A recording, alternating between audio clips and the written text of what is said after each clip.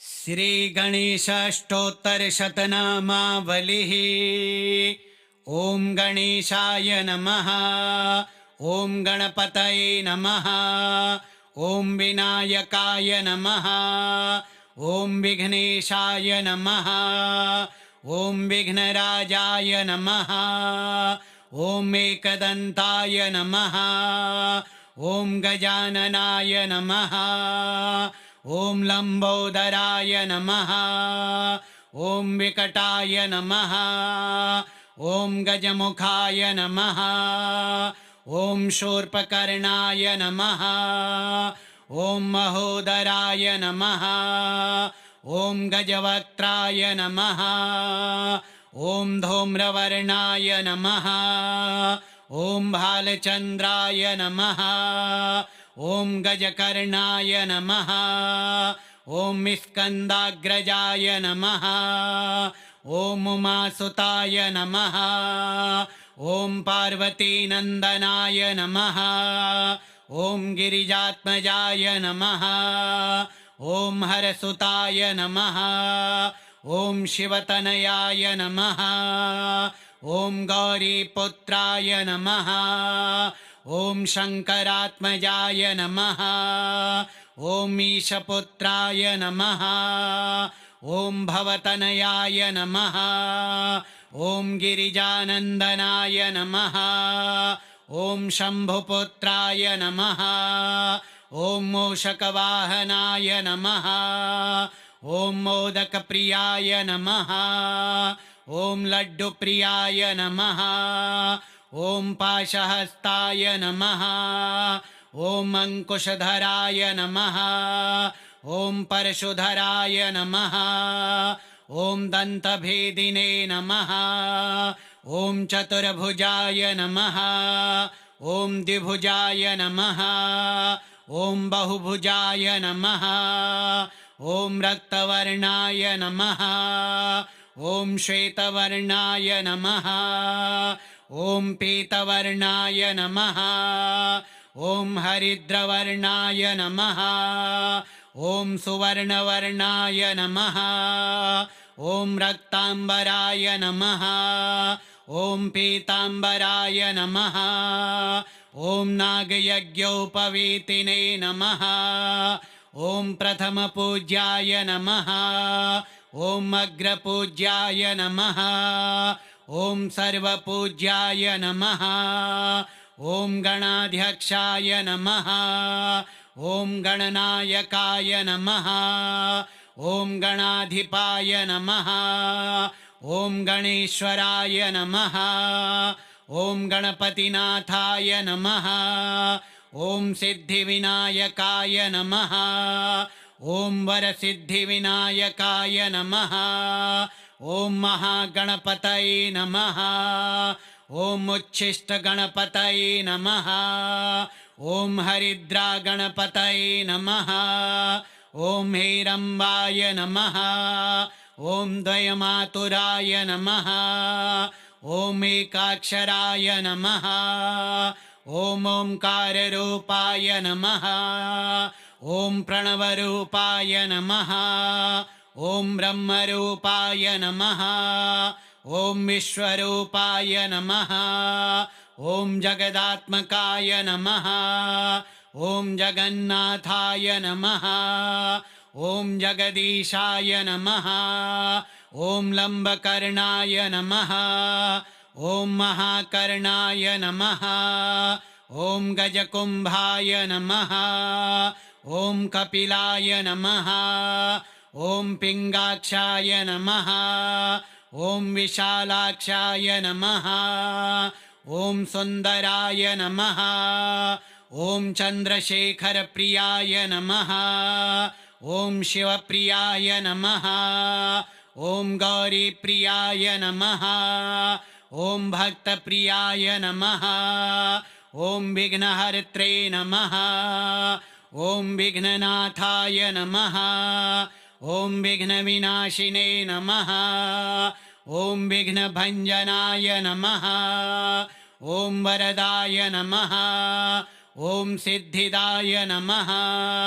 ॐ रिद्धिदाय नमः ॐ मङ्गलदाय नमः ॐ मूर्तिमते नमः ॐ महाबलाय नमः ॐ महाकायाय नमः ॐ मन्मत्ताय नमः ॐ भीमाय नमः ॐ कपिराजपूजिताय नमः ॐ देवपूजिताय नमः ॐ ऋषिपूजिताय नमः ॐ सिद्धपूजिताय नमः ॐ ब्रह्मपूजिताय नमः ॐ विष्णुपूजिताय नमः ॐ शङ्करपूजिताय नमः ॐ सर्वदेवपूजिताय नमः ॐ सर्वलोकपूजिताय नमः ॐ सर्वपूजिताय नमः ॐ मङ्गलमूर्तये नमः ॐ शुभमूर्तये नमः ॐ सिद्धमूर्तये नमः ॐ विघ्नमूर्तये नमः ॐ श्रीमहागणपतये नमः ॐ गणेशाय नमः ॐ गणपतये नमः ॐ विनायकाय नमः ॐ विघ्नेशाय नमः ॐ विघ्नराजाय नमः ॐ एकदन्ताय नमः ॐ गजाननाय नमः ॐ लम्बोदराय नमः ॐ विकटाय नमः ॐ गजमुखाय नमः ॐ शूर्पकर्णाय नमः ॐ महोदराय नमः ॐ गजवक्त्राय नमः ॐ धूम्रवर्णाय नमः ॐ भालचन्द्राय नमः ॐ गजकर्णाय नमः ॐ स्कन्दाग्रजाय नमः ॐ उमासुताय नमः ॐ पार्वतीनन्दनाय नमः ॐ गिरिजात्मजाय नमः ॐ हरसुताय नमः ॐ शिवतनयाय नमः ॐ गौरीपुत्राय नमः ॐ शङ्करात्मजाय नमः ॐ ईशपुत्राय नमः ॐ भवतनयाय नमः ॐ गिरिजानन्दनाय नमः ॐ शम्भुपुत्राय नमः ॐ मूषकवाहनाय नमः ॐ मोदकप्रियाय नमः ॐ लड्डुप्रियाय नमः ॐ पाशहस्ताय नमः ॐ अङ्कुशधराय नमः ॐ परशुधराय नमः ॐ दन्तभेदिने नमः ॐ चतुर्भुजाय नमः ॐ द्विभुजाय नमः ॐ बहुभुजाय नमः ॐ रक्तवर्णाय नमः ॐ श्वेतवर्णाय नमः ॐ पीतवर्णाय नमः ॐ हरिद्रवर्णाय नमः ॐ सुवर्णवर्णाय नमः ॐ रक्ताम्बराय नमः ॐ पीताम्बराय नमः ॐ नागयज्ञोपवीतिने नमः ॐ प्रथमपूज्याय नमः ॐ अग्रपूज्याय नमः ॐ सर्वपूज्याय नमः ॐ गणाध्यक्षाय नमः ॐ गणनायकाय नमः ॐ गणाधिपाय नमः ॐ गणेश्वराय नमः ॐ गणपतिनाथाय नमः ॐ सिद्धिविनायकाय नमः ॐ वरसिद्धिविनायकाय नमः ॐ महागणपतये नमः ॐ उच्छिष्टगणपतये नमः ॐ हरिद्रागणपतये नमः ॐ हेरम्बाय नमः ॐ द्वयमातुराय नमः ॐ एकाक्षराय नमः ॐ ओंकाररूपाय नमः ॐ प्रणवरूपाय नमः ॐ ब्रह्मरूपाय नमः ॐ विश्वरूपाय नमः ॐ जगदात्मकाय नमः ॐ जगन्नाथाय नमः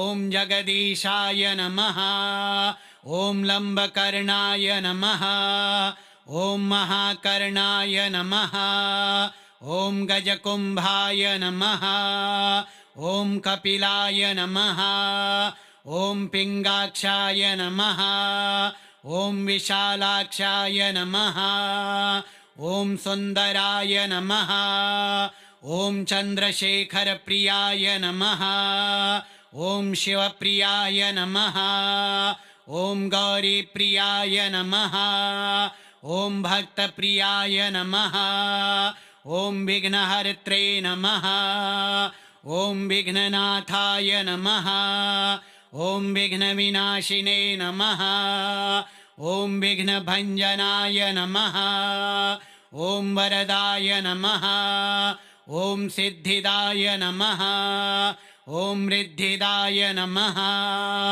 ॐ मङ्गलदाय नमः ॐ मूर्तिमते नमः ॐ महाबलाय नमः ॐ महाकायाय नमः ॐ मन्मत्ताय नमः ॐ भीमाय नमः ॐ कपिराजपूजिताय नमः ॐ देवपूजिताय नमः ॐ ऋषिपूजिताय नमः ॐ सिद्धपूजिताय नमः ॐ ब्रह्मपूजिताय नमः ॐ विष्णुपूजिताय नमः ॐ शङ्करपूजिताय नमः ॐ सर्वदेवपूजिताय नमः ॐ सर्वलोकपूजिताय नमः ॐ सर्वपूजिताय नमः ॐ मङ्गलमूर्तये नमः ॐ शुभमूर्तये नमः ॐ सिद्धमूर्तये नमः ॐ विघ्नमूर्तये नमः ॐ श्रीमहागणपतये नमः ॐ गणेशाय नमः ॐ गणपतये नमः ॐ विनायकाय नमः ॐ विघ्नेशाय नमः ॐ विघ्नराजाय नमः ॐ एकदन्ताय नमः ॐ गजाननाय नमः ॐ लम्बोदराय नमः ॐ विकटाय नमः ॐ गजमुखाय नमः ॐ शूर्पकर्णाय नमः ॐ महोदराय नमः ॐ गजवक्त्राय नमः ॐ धूम्रवर्णाय नमः ॐ भालचन्द्राय नमः ॐ गजकर्णाय नमः ॐ स्कन्दाग्रजाय नमः ॐ उमासुताय नमः ॐ पार्वतीनन्दनाय नमः ॐ गिरिजात्मजाय नमः ॐ हरसुताय नमः ॐ शिवतनयाय नमः ॐ गौरीपुत्राय नमः ॐ शङ्करात्मजाय नमः ॐ ईशपुत्राय नमः ॐ भवतनयाय नमः ॐ गिरिजानन्दनाय नमः ॐ शम्भुपुत्राय नमः ॐ मूषकवाहनाय नमः ॐ मोदकप्रियाय नमः ॐ लड्डुप्रियाय नमः ॐ पाशहस्ताय नमः ॐ अङ्कुशधराय नमः ॐ परशुधराय नमः ॐ दन्तभेदिने नमः ॐ चतुर्भुजाय नमः ॐ द्विभुजाय नमः ॐ बहुभुजाय नमः ॐ रक्तवर्णाय नमः ॐ श्वेतवर्णाय नमः ॐ पीतवर्णाय नमः ॐ हरिद्रवर्णाय नमः ॐ सुवर्णवर्णाय नमः ॐ रक्ताम्बराय नमः ॐ पीताम्बराय नमः ॐ नागयज्ञोपवीतिने नमः। ॐ प्रथमपूज्याय नमः। ॐ अग्रपूज्याय नमः। ॐ सर्वपूज्याय नमः। ॐ गणाध्यक्षाय नमः। ॐ गणनायकाय नमः। ॐ गणाधिपाय नमः। ॐ गणेश्वराय नमः। ॐ गणपतिनाथाय नमः। ॐ सिद्धिविनायकाय नमः। ॐ वरसिद्धिविनायकाय नमः। ॐ महागणपतये नमः। ॐ उच्छिष्टगणपतये नमः। ॐ हरिद्रागणपतये नमः।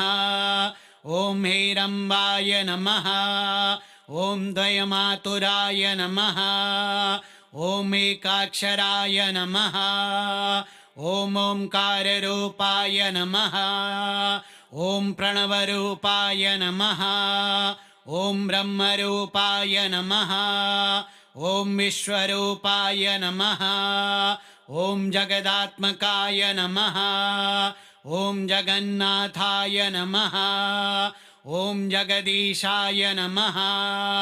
ॐ लम्बकर्णाय नमः। ॐ महाकर्णाय नमः। ॐ गजकुम्भाय नमः। ॐ कपिलाय नमः।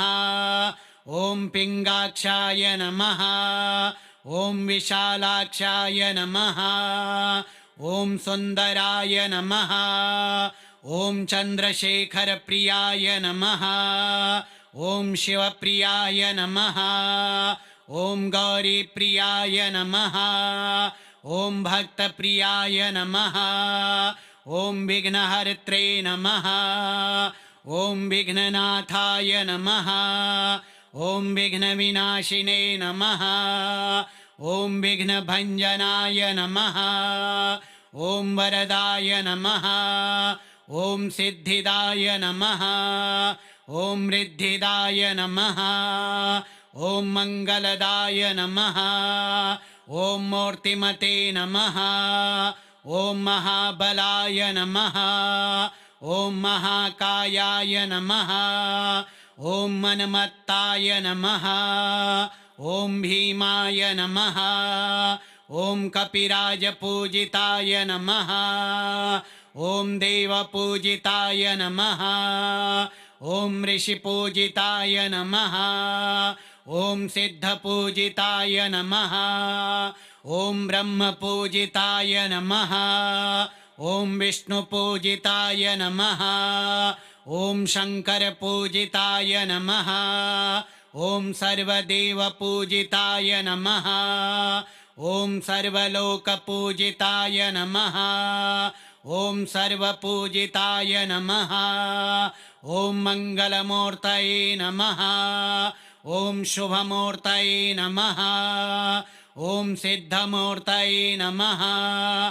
ॐ विघ्नमूर्तये नमः। ॐ श्रीमहागणपतये नमः। श्रीगणेशाष्टोत्तरशतनामावलिः श्रीगणेशार्पणमस्तु।